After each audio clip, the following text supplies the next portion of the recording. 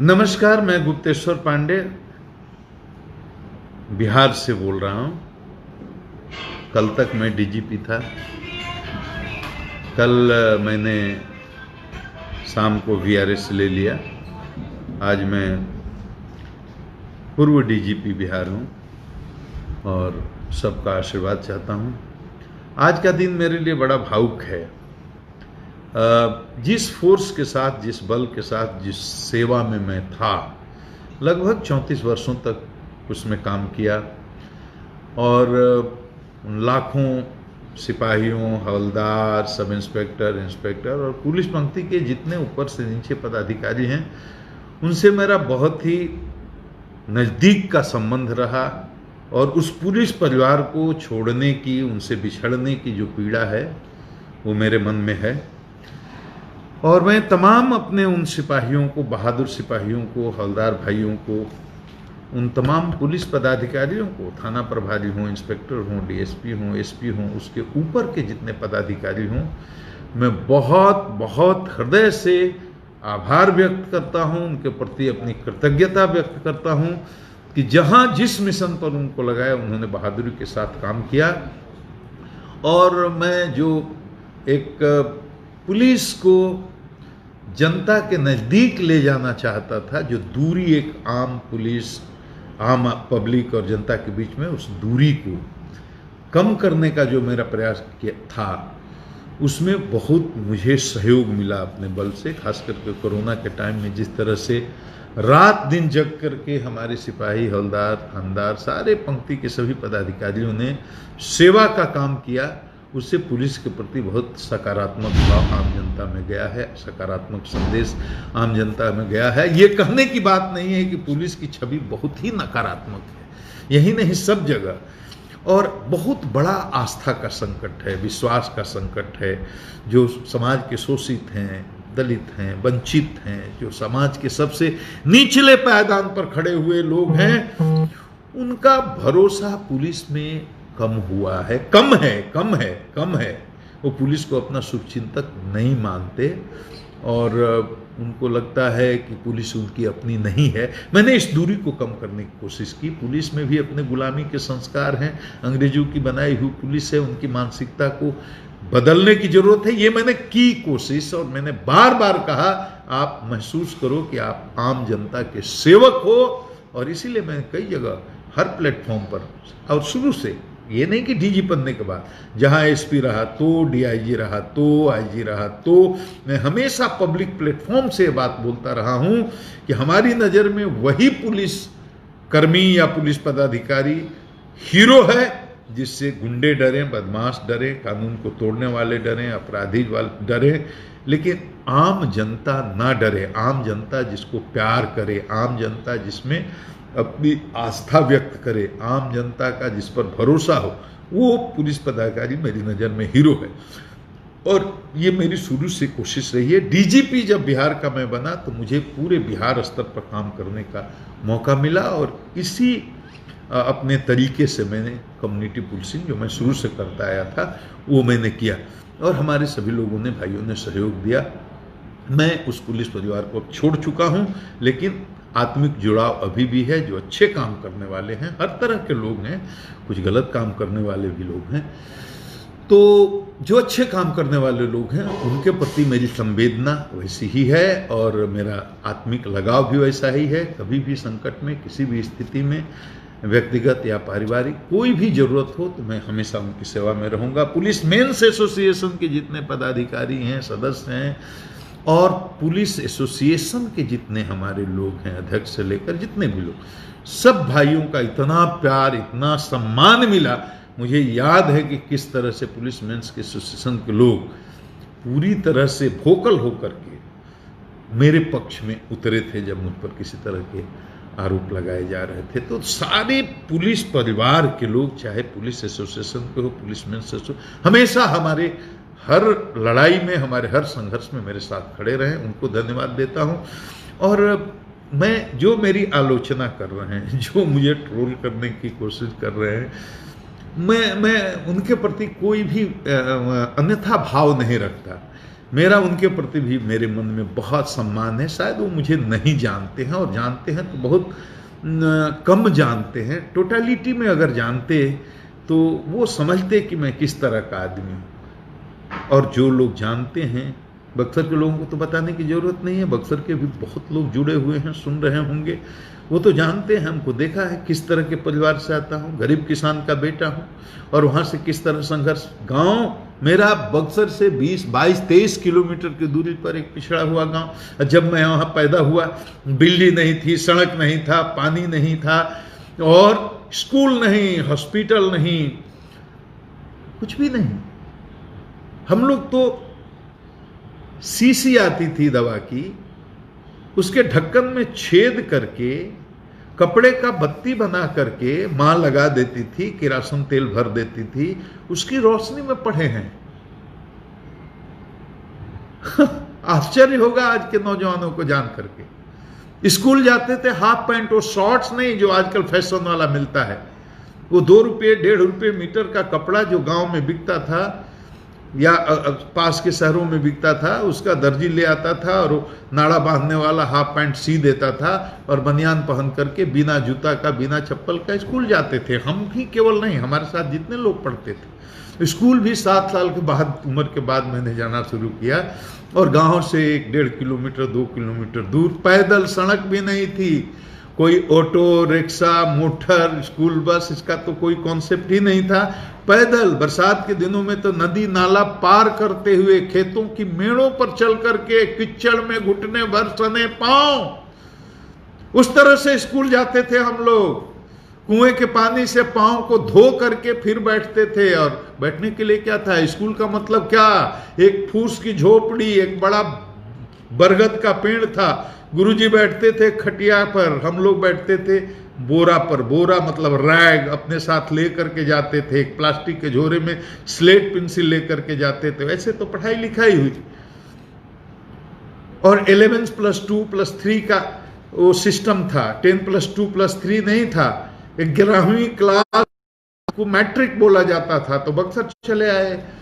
Buxar school में जब आए 8वीं के बाद, तो वहां स्कूल से 3 किलोमीटर दूर, मुझे आज भी याद है, एक कमरा 8 रुपये महीने पर ले करके, उस कमरे में कोई टॉयलेट अटैच नहीं। टॉयलेट करने के लिए सुबह शाम 2-3 किलोमीटर दूर जाना पड़ता था, लोटा में पानी लेकर के। सोचिए कि सुबह में 2.5-3 किलोमीटर जाना शौच के लिए, और शाम को भी जाना, उतनी ही दूरी तय करके आना, और फिर वहां से 3 किलोमीटर स्कूल जाना पैदल, और वहां से लौट करके आना, फिर अपने हाथ से खाना बनाना स्टोव पर किरासन भर के। माड़ भात चोखा, रोटी तो बनाने भी नहीं आता था, वही माड़ भात चोखा सुबह, वही माड़ भात चोखा शाम, कभी कभी दाल। दाल बनाने में तो इतनी परेशानी होती थी कि हम लोग बनाते ही नहीं थे। माड़ भात चोखा, नमक, हरी मिर्च, ये खा खा करके मैं जवान हुआ हूं। यही ऐसे मेरी जिंदगी कटी है। और पटना कॉलेज में कैसे है तो कहानी है। हमारा ही एक मित्र, जिसके पिताजी यहां पटना में सचिवालय में क्लर्क थे, वो पटना जानता था, आता था, जाता था, रहता था। वो हमको ले आकर के पटना कॉलेज में एडमिशन करवा दिया। उसके पहले मैं बक्सर के बाहर क्या दुनिया है मुझे कुछ नहीं पता था। तो पहली बार तो 18, 19, 20 साल की उम्र में पटना आया, पटना कॉलेज में एडमिशन लिया, इंटर पास किया, संस्कृत से ग्रेजुएशन किया। ये बहुत कम लोग जानते होंगे मेरी एकेडमिक पृष्ठभूमि क्या है। संस्कृत में ग्रेजुएशन किया, संस्कृत ऑनर्स, और बीए करने के बाद गांव में चला गया। पिताजी अकेले थे, उन्होंने कहा आओ खेती कराओ। मेरे खानदान में नौकरी करने का तो कोई कॉन्सेप्ट ही नहीं था, और ये भी कम लोग जानते होंगे। बक्सर के लोगों को तो पता है, बक्सर के अभी हजारों लोग, कम से कम समझते लोग सुन रहे होंगे लाइव, वो तो जानते हैं। मेरे पिताजी अनपढ़, मेरी माँ अनपढ़, मेरे बाबा अनपढ़, मेरी दादी अनपढ़, मेरे परदादा अनपढ़, मेरी परदादी, 4 पीढ़ियों में, इससे ऊपर का तो अपनी पीढ़ी का कोई इतिहास भी नहीं जानता है। तो 4 पीढ़ियों का तो मैं जानता हूं कि कोई स्कूल गया ही नहीं, किसी की कोई औपचारिक फॉर्मल एजुकेशन हुआ ही नहीं। मैं पहला आदमी था जो स्कूल गया, जिसकी औपचारिक शिक्षा हुई। ऐसे अनपढ़ परिवार में मेरा जन्म हुआ था। पटना आया, बीए करने के बाद पिताजी ने कहा पढ़ने का क्या मतलब, अब खेती करो, और मैं खेती करने लगा। 4-6 महीने के बाद किसी आदमी ने सलाह दिया कि आपको आगे भी पढ़ाई करनी चाहिए, तो फिर आकर के एमए में एडमिशन ले लिया। और एमए में एडमिशन लिया तो किसी ने कहा कि नहीं सिविल सर्विस की भी तैयारी करनी चाहिए, तो सिविल सर्विस की तैयारी में भी लग गया। अब बीए पास करने तक मेरा ये अंडरस्टैंडिंग था कि मुझे नहीं मालूम था कि इस देश में कितने राज्य हैं, उनकी राजधानियां कहां हैं। ये मेरे जनरल नॉलेज का स्तर था। मैं सही सही बता रहा हूं। जब यूपीएससी की तैयारी में लगा, उसके बाद ये सब जानना जरूरी था, तो जाना, मेहनत किया। और 1 साल की मेहनत के बाद मेरा इंडियन रेवेन्यू सर्विस में हो गया। मैं ज्वाइन कर लिया, और ज्वाइन करने के बाद उसमें मेरा मन तो लगना नहीं था। मुझे तो मैथमेटिक्स और साइंस में कोई इंटरेस्ट नहीं था। तो 11वीं की परीक्षा में मैं तो स्कूल के इंटरनल एग्जामिनेशन में फेल हो गया था साइंस में। वो तो प्रिंसिपल साहब का धन्यवाद, अब दिवंगत हो चुके हैं, जिन्होंने मुझे ह्यूमैनिटीज से अपीयर होने की अनुमति दे दी, और मैं ह्यूमैनिटी से किसी तरह से मैट्रिक पास करके पटना कॉलेज में आकर के एडमिशन ले लिया। तो आईआरएस में भी वही हुआ, अकाउंटेंसी पढ़नी थी, बुक कीपिंग पढ़नी थी, तो पार्ट 1 की परीक्षा में ही फेल हो गया। मुझे लगा कि इसमें कोई गुजारा नहीं होने वाला है, मेरा ये काम मुझसे होने वाला नहीं है। यूपीएससी फिर दिया था, आईपीएस में हो गया, तो मैं आईपीएस में हो गया, और मुझे बिहार काडर भी मिल गया। और कोठारी कमीशन के चलते उस समय 5 चांसेस मिले। मैं चाहता था और कई बार दे सकता था, लेकिन मैं बिहार छोड़कर जाना नहीं चाहता था। कार्डर सिस्टम में कोई इस बात की गारंटी नहीं थी कि आईएएस हो जाने के बाद मुझे बिहार मिलेगा। मैंने कभी कोशिश ही नहीं की। बिहार हुआ, मैं संतुष्ट हो गया। और राज्य का बंटवारा भी जब हुआ, झारखंड अलग हुआ, तो वहाँ के माननीय मुख्यमंत्री थे उस समय श्री बाबूलाल मरांडी जी, जो अभी भी हैं, बहुत सभ्य और बहुत ही शालीन व्यक्ति हैं, नेता हैं। वो माननीय मुख्यमंत्री थे। उन्होंने मुझे व्यक्ति, वो सुनेंगे और कहीं ना कहीं से मेरा ये वीडियो उनको तक भी पहुंचेगा। उन्होंने मुझे बुलाकर कहा, मैं सीनियर एसपी पटना रांची था, कि आप झारखंड रह जाइए। और मैंने हाथ जोड़कर क्षमा मांगी कि मैं बिहार की सेवा करना चाहता हूं। और उनकी इच्छा ना रहने के कारण भी, वहाँ रखने के कारण भी मैं वापस चला आया, मैं रुका नहीं, बिहार आ गया। इस तरह से मेरी बैकग्राउंड है। मेरे घर में तो कोई जज नहीं हुआ, कोई पॉलिटिशियन नहीं हुआ, कोई कलेक्टर क्या, कोई मास्टर ही नहीं हुआ। इस तरह से जमीन से उठ करके संघर्ष कर कर कर कर कर कर कर करके यहां तक पहुंचा, बिहार प्रदेश का डीजीपी हुआ। इस बात को, मेरी बैकग्राउंड को लोग जो समझेंगे वही मुझे जज कर सकते हैं। ऐसे किसी को गाली दे देना, ट्रोल कर देना, या किसी उसके एक्शन से, एक स्टेटमेंट से उसके पूरे ओवरऑल पर्सनालिटी के बारे में कोई जजमेंट ले लेना, ये उचित नहीं है। इसलिए मैं बता रहा हूं, और जो बात बोल रहा हूं रिकॉर्ड पर बोल रहा हूं। मैं जानता हूं इसको लाखों नहीं करोड़ों लोग सुनेंगे, इसलिए ऑथेंटिक बात बोल रहा हूं कि कोई भी इस पर आकर के सर्वे कर सकते हैं, अनुसंधान कर सकते हैं, जांच कर सकते हैं कि इसमें एक बात भी मैं गलत बोल रहा हूं। सिविल सर्विस के लिए कभी कोई कोचिंग ना की, वो संभव नहीं था। और पटना विश्वविद्यालय में तो स्टूडेंट्स को फ्री कोचिंग कराया जाता था आईएएस के लिए। 100 रुपये केवल देना होता था एडमिशन के लिए। वो 100 रुपया भी मैंने नहीं दिया, वो भी मुझे महंगा लगता था। मैंने नहीं किया कोचिंग, मैंने नहीं ली कोई ट्यूशन। ये विद्यार्थियों के लिए मैं बोल रहा हूं कि अगर उनके अंदर हौसला है और संकल्प है, वो मेरे अंदर था। मैं जिद्दी बहुत था, हौसला बहुत था, संकल्प बहुत था, और मेरे अंदर यह दृढ़ विश्वास था कि मैं जो चाहूं सो कर सकता हूं। यही मेरी दृढ़ इच्छा शक्ति मेरी सफलता के पीछे मूल ताकत थी। और मैं आज भी कहता हूं विद्यार्थियों से जिनको कोई साधन नहीं हो, कोई सुविधा नहीं हो, उनको भी हताश निराश होने की जरूरत नहीं। अगर उनकी संकल्प शक्ति मजबूत है तो वो जो चाहे जीवन में हासिल कर सकते हैं, अपने लक्ष्य को हासिल कर सकते हैं। कोई सपोर्ट सिस्टम मेरा नहीं रहा, जीवन में नहीं रहा, और मैं इस जगह तक पहुंचा। इसमें मेरे माँ पिता के आशीर्वाद के अलावा और कोई सहयोग नहीं रहा। मेरे पिताजी और माताजी को मैं गाइड नहीं कर सकते थे, वो खुद ही बेचारे अनपढ़ थे, सीधे लोग थे, फकीर की तरह मेरे पिताजी रहते थे। झूठ सच लंद फंद दुनिया की राजनीति किसी चीज से उनका कोई लेना देना नहीं। उनका बेटा आईपीएस हो गया तब भी उन्हें न खुशी हुई, न हर्ष हुआ, न द्वेष हुआ, एकदम समभाव के आदमी थे। हमारे आईपीएस होने के 11 साल के बाद उनकी मृत्यु हुई, लेकिन गांव में रहते हुए, अब बगल में थाना रहते हुए, किसी थानेदार को देखा नहीं, किसी सिपाही को भी नहीं देखा। ऐसे थे वो, इतने सहज थे। आईपीएस बना मैं, बिहार आया मैं, और झारखंड के जिलों में जहां जहां कप्तान रहा उसकी चर्चा मैं करूं तो चतरा में कप्तान रहा हूं। चतरा से शुरू किया, दूसरी पोस्टिंग मेरी बेगूसराय में हुई, बेगूसराय का पुलिस कप्तान रहा। बेगूसराय के बाद बेगूसराय का चतरा का क्या माहौल था? चतरा नक्सलियों का गढ़ था, नक्सलियों का गढ़ था, आज भी है, उग्रवादी वहां है।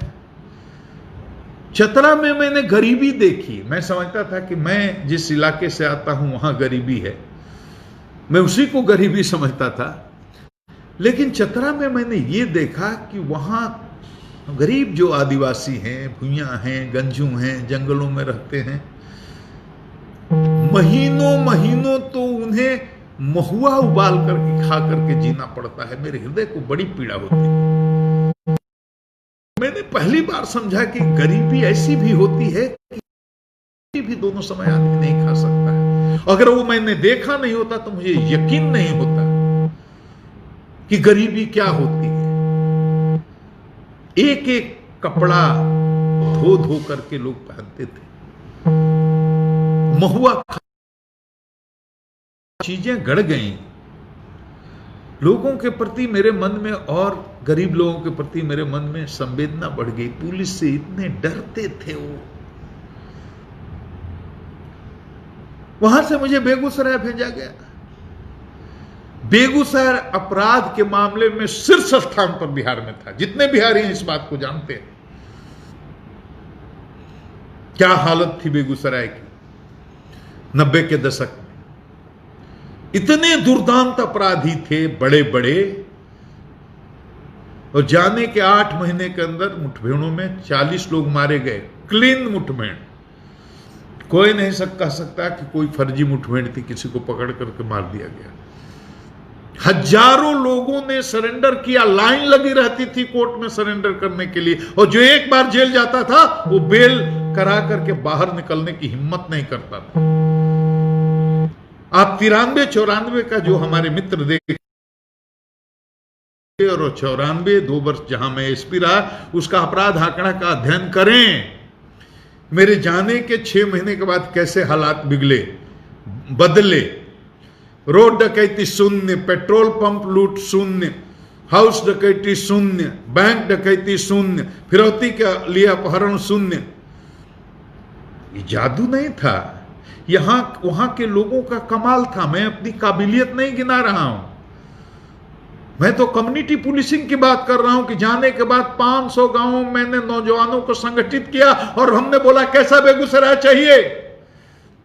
क्या चोर, रंगदार और अपराधी केवल यहां रहेंगे, या आम आदमी को भी शांति से जीने का हक है? नौजवानों ने कहा नहीं, शांति चाहिए, आम आदमी को शांति चाहिए, हम अपराध की संस्कृति के खिलाफ हैं। हमने कहा खड़ा हो मेरे साथ, मेरा सहयोग करो, और नौजवान जागे, खड़े हुए, मेरे साथ सहयोग किया सूचनाओं से। उसका नतीजा हुआ कि 40 अपराधी मारे गए, हजारों ने सरेंडर किया, और अपराध का ग्राफ ड्रास्टिकली गिरा। आंकड़ा का अध्ययन करके आप देख सकते हैं। 2 साल से कुछ 2-4 महीने अधिक हुए थे, ये मध्य बिहार पूरा जल रहा था नक्सली हिंसा के चपेट में। चरमपंथी वामपंथी ताकतें भी आपस में लड़ रही थी। CPI ML versus party unity versus CPI ML, कहीं कहीं एमसीसी था। और फिर इनके विरोध में जो ताकतें खड़ी हुई थी लड़ने के लिए, उनसे जब लड़ाई होती थी तो ये साथ हो जाते थे। इस लड़ाई के दौरान में बड़े बड़े जनसंहार हुए, गया से लेकर जहानाबाद, औरंगाबाद, और जहानाबाद को तो लैंड ऑफ मैसेकर कहा ही जाता है। बाथे हुआ, सेनारी हुआ, मियाचक हुआ, गया में 12 हुआ।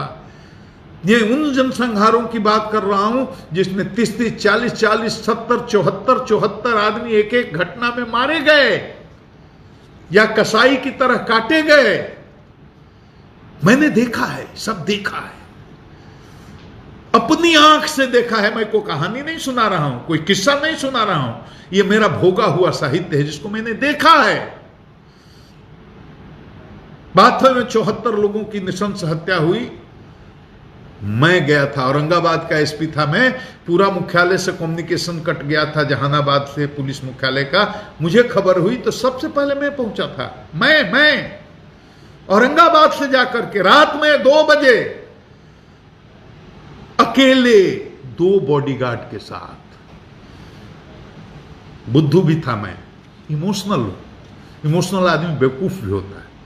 जहां इतना बड़ा नरसंहार हुआ हो, उस गांव में 2 बॉडीगार्ड के साथ 2 बजे रात को अकेला पहुंच गया मैं। ये कोई फिल्मी कहानी नहीं सुना रहा हूं आपको,